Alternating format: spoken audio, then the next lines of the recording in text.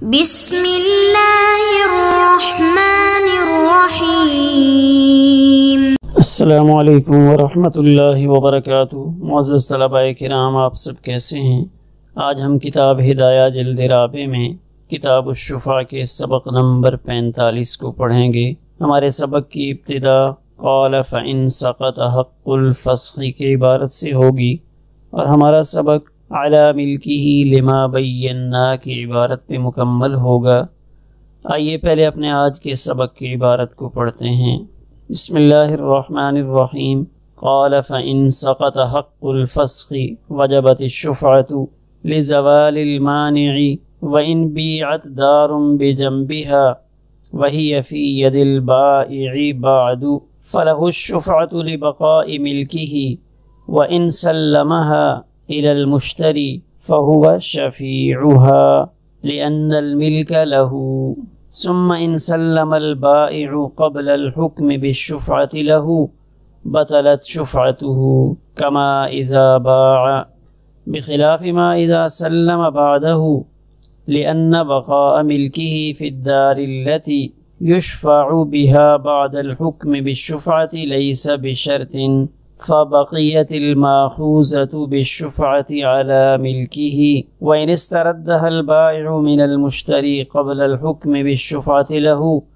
بطلت لانقطاع ملكه عن التي يشفع بها قبل الحكم بالشفعة،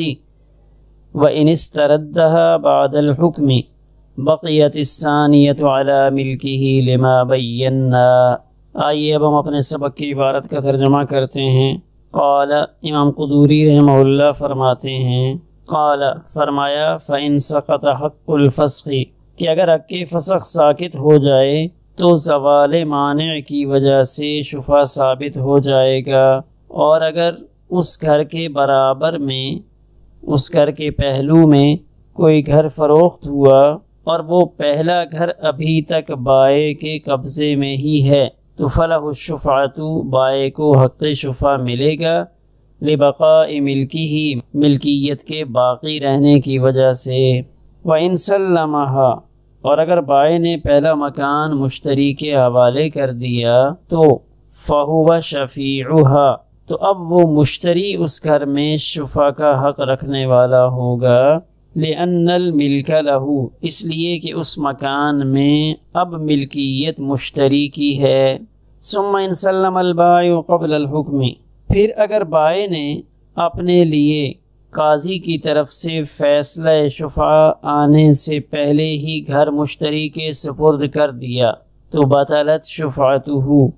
تو اس کا حق شفا باطل ہو جائے گا، کما اذا باع جیسا کہ اگر اس نے گھر کو فروخت کر دیا ہو، بخلاف ما اذا سلم بعدہ بخلاف صورت کے کہ اگر اس نے فیصلے کے بعد گھر مشتری کے سپرد کیا ہو، کیوں کہ اب اس کا حق شفا باقی ہے، یہ لے چکا ہے، لأن بقاء ملکہ فی الدار التي يشفع بها بعد الحکم بالشفعۃ لیس بشرط اس لیے کہ اس گھر کی ملکیت کا باقی رہنا لیس بشرط شرط نہیں ہے، کب؟ فیصلے کے بعد، جس گھر کے ذریعے سے وہ شفا کا دعویٰ کر رہا ہے، الدار التي يشفع بها وہ گھر جس کی وجہ سے وہ شفا کا دعویٰ کر رہا ہے، بعد الحکم بالشفعۃ شفے کا فیصلہ آ جانے کے بعد اب اس گھر میں اس کی ملکیت کا باقی رہنا لیس بشرط شرط نہیں ہے، فبقیت الماخوذۃ بالشفعۃ علی ملکہ پس شفا میں لیا ہوا گھر اس کی ملکیت میں باقی رہے گا، وإن استردها البائع من المشتری اور اگر مشتری کے لیے فیصلہ شفا آنے سے پہلے بائع نے اپنا مکان واپس لے لیا، استردھا لوٹانے کا مطالبہ کیا، واپس لے لیا، کب؟ مشتری کے لیے قبل الحکم بالشفعۃ لہ مشتری کے حق میں شفے کا فیصلہ آنے سے پہلے، تو بطلت تو مشتری کا شفا باطل ہو جائے گا، لانقطاع ملکہ اس مشتری کی ملکیت کے ختم ہو جانے کی وجہ سے، عن التی اس گھر سے، یشفع بها جس گھر کے ذریعے وہ شفا کر رہا تھا، قبل الحکم بالشفعتی، شفعے کا فیصلہ آنے سے پہلے، وَإِنِ اسْتَرَدَّهَا بَعْدَ الْحُكْمِ، اور اگر فیصلہ شفع کے بعد بائے نے گھر واپس لیا تو بقیت الثانیۃ علی ملکہ، تو دوسرا گھر اس مشتری کی ملکیت میں باقی رہے گا، لما بینا، اس دلیل کی بنا پر جسے ہم بیان کر چکے ہیں۔ آئیے ایک نظر اپنے آج کے سبق میں زیر بحث مسائل پہ ڈال لیتے ہیں۔ تو شروع میں ہمارے آج سبق کی یہ بنیادی ایک بات بتائی گئی کہ اگر فسخ کا حق ختم ہو جائے تو شفع ثابت ہوگا، یعنی بیع جو شرط فاسد کے ساتھ منعقد ہو رہی تھی تو اس بیع کو ختم کرنا ضروری تھا کہ اس کے اندر سے اس فساد کو نکالا جائے۔ تو اب اگر بائع اور مشتری کے درمیان شرط فاسد کے ذریعے سے بیع ہوئی ہے تو اس میں امکان تو تھا کہ شاید اس کو فسخ کر کے دوبارہ سے ٹھیک کر لیں، لیکن اگر کسی وجہ سے وہ حق فسخ ختم ہو جاتا ہے تو پھر شفیع کے لیے شفع ثابت ہوگا۔ احمد نے شرط فاسد کے ساتھ سعید کو گھر بیچا، احمد کا پڑوسی عبداللہ ہے جو شفع کر سکتا ہے، سعید نے وہی گھر اکبر کو بیچ ڈالا، اب شفیع کو شفع ملے گا۔ یہ ایک صورت ہے، کیوں؟ اس کی وجہ یہ ہے کیونکہ سعید مشتری کے آگے بیچ ڈالنے سے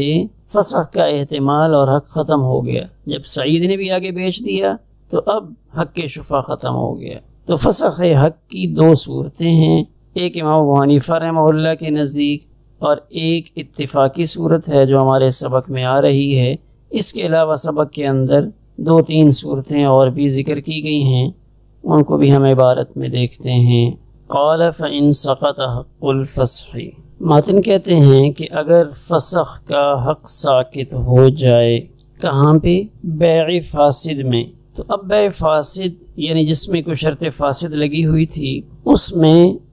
فسخ کرنے کا حق یعنی اس بیع کو ختم کرنے کا حق وہ ساقط ہوتا ہے دو صورتوں میں۔ ایک صورت وہ امام ابو حنیفہ رحمہ اللہ کے نزدیک ہے اور ایک صورت اتفاقی ہے۔ امام ابو حنیفہ رحمہ اللہ فرماتے ہیں کہ اگر مشتری یعنی سعید احمد نے اپنا گھر سعید کو بیچا تھا، اب وہ سعید اس گھر میں کچھ نیا تعمیر کر لیتا ہے،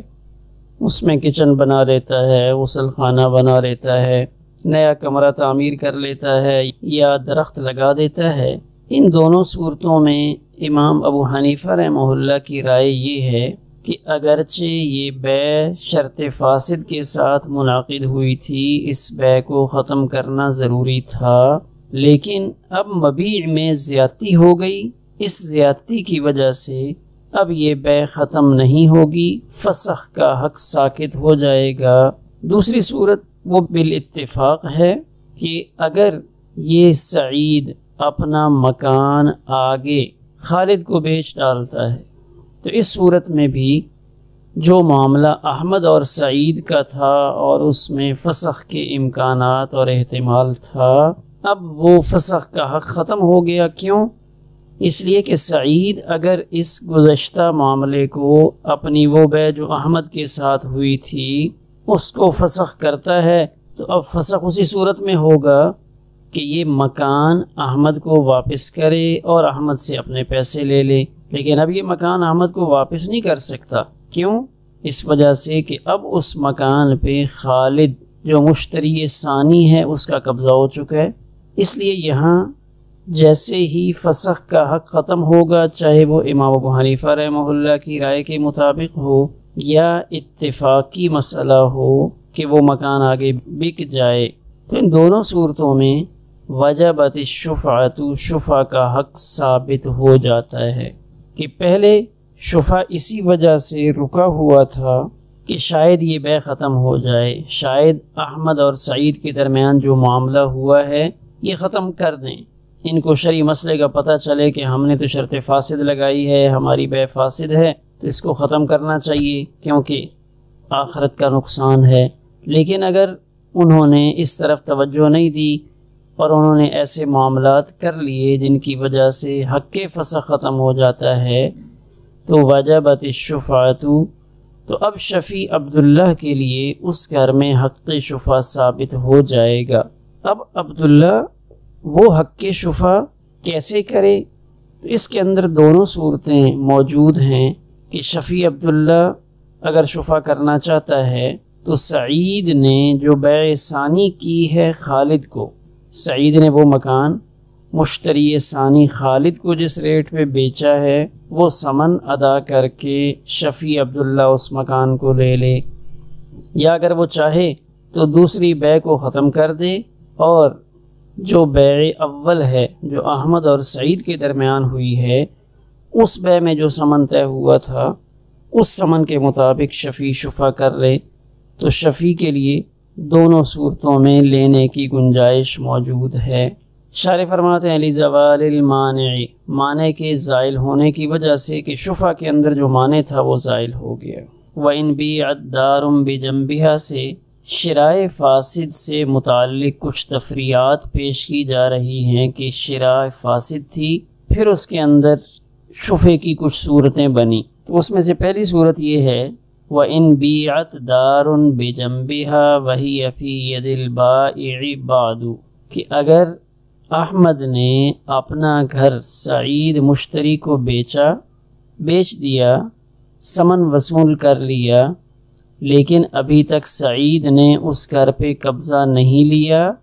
بعدو کا معنی ابھی تک وہ گھر بائے کے قبضے میں ہے، تو اب اس کے ساتھ والا گھر بکتا ہے، احمد کے پڑوس میں ایک گھر ہے، وہ گھر بکتا ہے، تو فلاح الشفعۃ، بائے جو احمد ہے اس کے لیے اس ساتھ میں بکنے والے گھر کے اندر حق شفع ہے، لبقاء ملکہ، احمد کے اس اپنے گھر میں ملکیت کے باقی ہونے کی وجہ سے۔ اس تصویر میں دیکھیں کہ احمد نے شرط فاسد کے ساتھ گھر سعید مشتری کو بیچا، سعید کو بیچا، پیسے لے لیے، ابھی تک قبضہ نہیں دیا، ابھی تک وہ گھر احمد کے قبضے میں ہے، تو احمد کا گھر نمبر 26 ہے، تو انہی دنوں میں جب تک قبضہ نہیں دیا تھا احمد کا پڑوسی خالد وہ اپنا گھر بیچتا ہے، خالد نے اپنا گھر عبد المجید کو بیچا، احمد کو پتہ چلا کہ میرا پڑوسی خالد گھر بیچ رہا ہے، تو ابھی تک اس گھر پر گھر نمبر 26 پہ احمد کا قبضہ تھا، اس نے سعید کو قبضہ دیا نہیں تھا، تو جب تک احمد کا قبضہ ہے گھر احمد کی ملکیت میں ہے، تو اس دوران اگر یہ خالد والے گھر پہ شفا کرنا چاہے تو یہ شفا کر کے اس گھر کو لے سکتا ہے، تو یہی پہلی صورت بیان کی وَإِن بِيعَتْ دَارٌ بِجَنبِهَا، کہ اگر ایک گھر بیچا گیا اس گھر کے پہلو میں، احمد کے گھر کے پہلو میں، وَهِيَ فِي يَدِ الْبَائِعِ بَعْدُ، اور ابھی تک احمد کا اپنا گھر جو وہ بیچنے کا ارادہ کیے بیٹھا ہے احمد کے اپنے قبضے میں ہے، فَلَهُ الشُّفْعَةُ،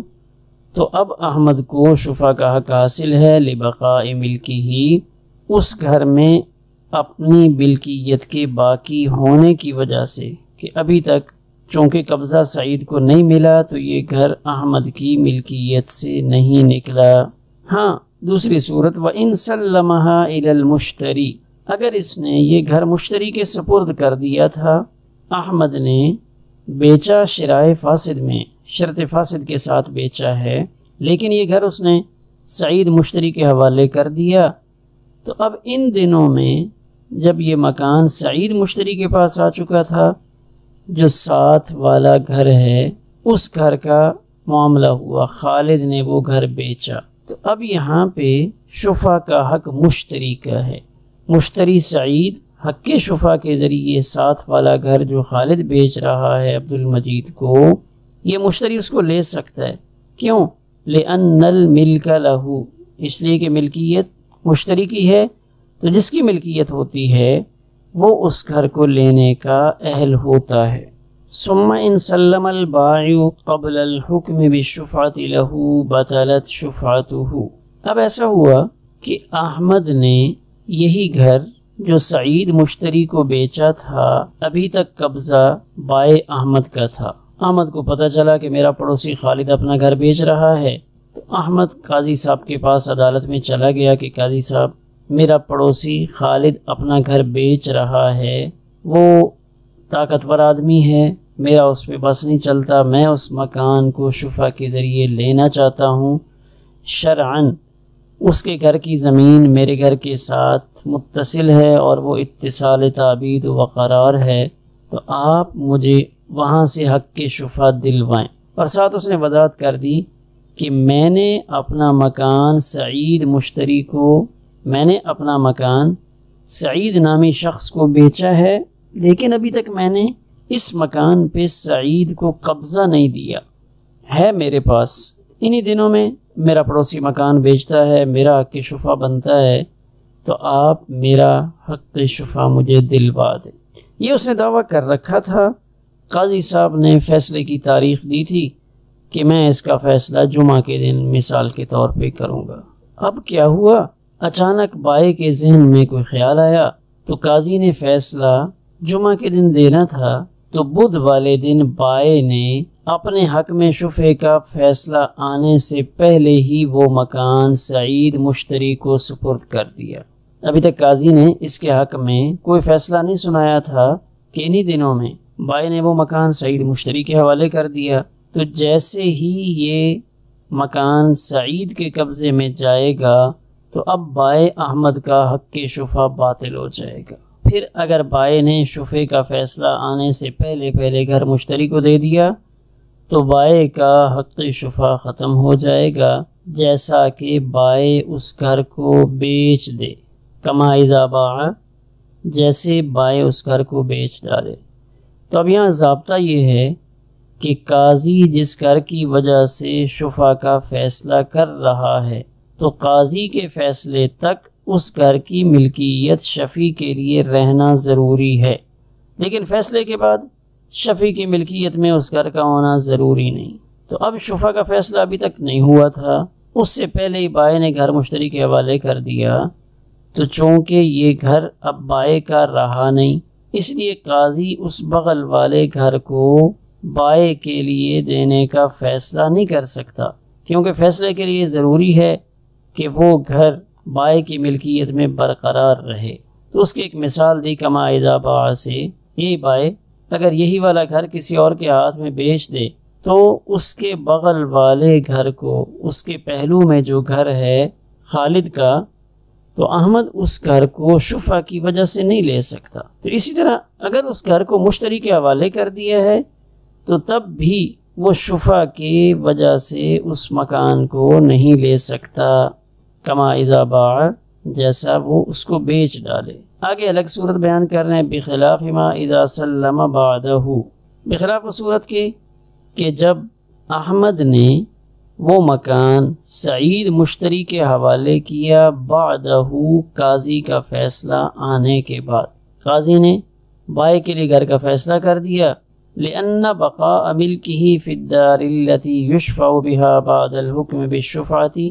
لیس بشرط۔ تو اب یہاں یہ بات سمجھنے کی ہے، لأن بقاء ملکہ لیس بشرط، ملک کا باقی رہنا یہ شرط نہیں ہے۔ کس گھر میں؟ فی الدار التي یشفع بها بعد الحکم بالشفعۃ، کہ احمد جس گھر کی وجہ سے شفا کرتے ہوئے اپنے پڑوسی خالد کے مکان کو لے رہا تھا، تو اب اس مکان میں شفیع اس کی ملکیت کا آئندہ زمانے میں باقی رہنا ضروری نہیں ہے۔ احمد نے شرط فاسد کے ساتھ گھر سعید کو بیچا، ابھی تک قبضہ نہیں دیا تھا۔ قاضی کے سامنے احمد نے درخواست دائر کر رکھی تھی، تو قاضی نے احمد کے حق میں شفا کا فیصلہ کر دیا کہ احمد شفا کے ذریعے یہ پڑوس میں جو خالد کا گھر ہے اس کو لے سکتا ہے۔ تو کہتے ہیں اب فیصلہ آنے کے دوسرے دن، جمعہ کے دن فیصلہ آیا، ہفتے والے دن احمد یہ مکان سعید کے حوالے کر دے، یہ مکان سعید کے حوالے کر دے، اور یہ والا مکان جو اس نے خالد کا مکان بک رہا تھا کسی وجہ سے، تو اب احمد یہ والا مکان لے لے جو اس نے شفا کے ذریعے سے دی ہے، شفا کے ذریعے جو اس نے مکان لیا ہے وہ اس کو لے سکتا ہے۔ لیکن یہ مکان جو احمد نے شرط فاسد کے ساتھ سعید کو بیچا تھا، تو اب اگر یہ قبضہ سعید کو دے دیتا ہے تو کوئی حرج نہیں، یہ مکان سعید کا ہو جائے گا۔ تو فبقیت الماخوذۃ بالشفعۃ علی ملکہ، تو احمد نے وہ گھر ساتھ والا جو اس نے شفا کے ذریعے سے لیا ہے وہ اس کی ملکیت میں باقی رہے گا، لیکن جو پہلا گھر ہے، گھر نمبر 26، یہ والا گھر احمد سعید کو دے دے گا۔ آگے ایک اور صورت بیان کر رہے ہیں، وَإِنِ اسْتَرَدَّهَا الْبَائِعُ مِنَ الْمُشْتَرِي قَبْلَ الْحُكْمِ بِالشُّفْعَةِ لَهُ، کہ احمد نے اپنا مکان سعید کو بیچا تھا جو سعید مشتری ہے، قبضہ بھی دے دیا، تو اب وہ مکان سعید کے پاس پہنچ چکا تھا، تو سعید کو پتہ چلا کہ میرے پڑوس میں خالد اپنا گھر بیچ رہا ہے۔ احمد نے شرط فاسد کے ساتھ گھر سعید کو بیچا، قبضہ بھی دے دیا، اب قبضہ سعید کا ہے۔ تو ان دنوں میں خالد اپنا گھر بیچتا ہے، تو جیسے سعید کو پتہ چلا کہ خالد اپنا گھر بیچ رہا ہے تو سعید عدالت میں چلا گیا اور خالد کے خلاف شفا کا دعویٰ دائر کیا کہ میں یہ مکان اپنے لیے لینا چاہتا ہوں۔ اب یہاں پہ احمد کو مجبوری بنی، قاضی نے جمعہ کو فیصلہ سنانا تھا۔ قاضی کا فیصلہ آنے سے پہلے احمد نے ایک دن اچانک سعید کو فون کیا کہ سعید میرے بھائی، میں نے اپنا مکان آپ کو بیچ تو دیا تھا، لیکن میری کچھ مجبوریاں بڑھ گئی ہیں اور مجھے میرا مکان واپس چاہیے، میں آپ سے اپنے والا مکان واپس لیتا ہوں۔ تو اب قاضی کے فیصلے سے پہلے جب اس نے واپس لے لیا تو مشتری سعید جو حق کے شفا کے ذریعے خالد کا گھر لینا چاہ رہا تھا تو وہ حق ختم ہو جائے گا، مشتری سعید کا حق کے شفا باطل ہو جائے گا، اس لیے کہ سعید اس گھر کی وجہ سے کہ میں اس گھر کا مالک ہوں،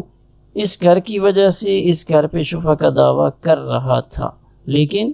اب اس گھر میں اس کی ملکیت ختم ہو گئی۔ جب اس گھر میں اس کی ملکیت ختم ہو گئی تو اب احمد کا اس مکان پہ حق کے شفا باقی نہیں رہا۔